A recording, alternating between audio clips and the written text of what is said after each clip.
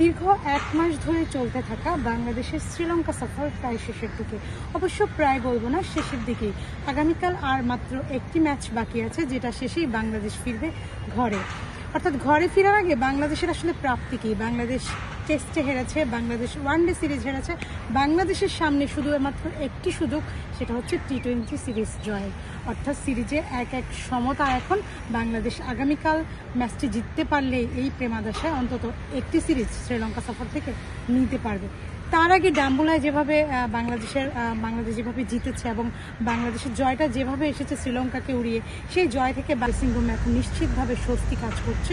তবে ঘুরে ফিরে বাংলাদেশের ব্যাটিং নিয়ে ছিল একটা টানাপোড়েন। যেমন আমরা বলছিলাম, মিডল অর্ডারে ব্যর্থতা ছিল, যেমন মেহেদী হাসান মিরাজের ব্যাটিং নিয়ে, দেন তাওহিদ হৃদয়ের ব্যাটিং নিয়ে। এই দুজনের ব্যাটিং নিয়ে খুব আলোচনা হয়েছে। আজকে প্রেস কনফারেন্সও কিন্তু সেই আলোচনাই চলেছে।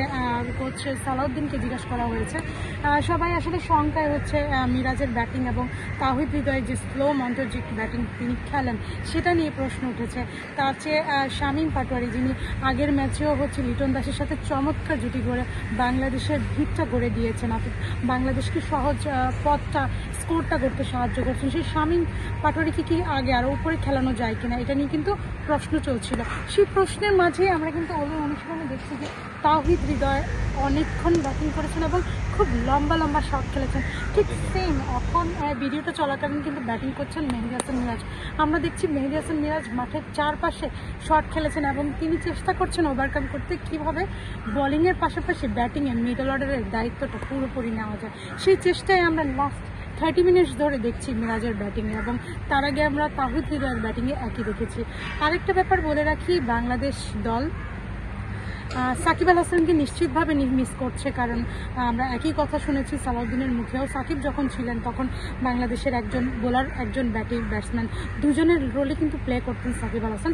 সেই সুযোগটা আসলে এখন বাংলাদেশ পাচ্ছে না, তাই বাংলাদেশ দল বিলাসিতা করার সুযোগ নেই, বাংলাদেশ দলের এই মুহূর্তে বিলাসিতা করার সুযোগ নেই বলে মনে করেন কোচ সালাউদ্দিন। মেহেদী হাসান মিরাজকে ধরা হয়েছিল সাকিব আল হাসানের উত্তরসূরি, কিন্তু সেই জায়গায় তিনি এখনও নিজেকে পুরোপুরি প্রমাণ করতে পারেননি, এবং তাই বাংলাদেশ দলের একটা মিডল অর্ডার বা একটা অলরাউন্ডারের খুব ব্যর্থতা, খুব অভাব খুব পরিলক্ষিত হয়। সব কিছু মিলিয়ে বাংলাদেশ দল মোটামুটি স্বস্তিতেই আছে বলা যায় লাস্ট ম্যাচে মাঠে নামার আগে, এবং ড্রেসিং রুমেও লাস্ট ম্যাচে যেভাবে জিতেছে বাংলাদেশ, সেই স্বস্তিটুকু বিরাজ করছে। সব স্বস্তি নিয়ে আগামীকাল আসলে লাস্ট যে একটা সিরিজ জয়ের অন্তত যে সম্ভাবনা, সেই সম্ভাবনা জিতিয়ে রাখতে, অর্থাৎ সেই সম্ভাবনা নিয়ে একটা ট্রফি নিয়ে বাংলাদেশ দল যদি ফিরতে চায় তাহলে আগামীকাল জিততেই হবে, এছাড়া কোনো বিকল্প নেই।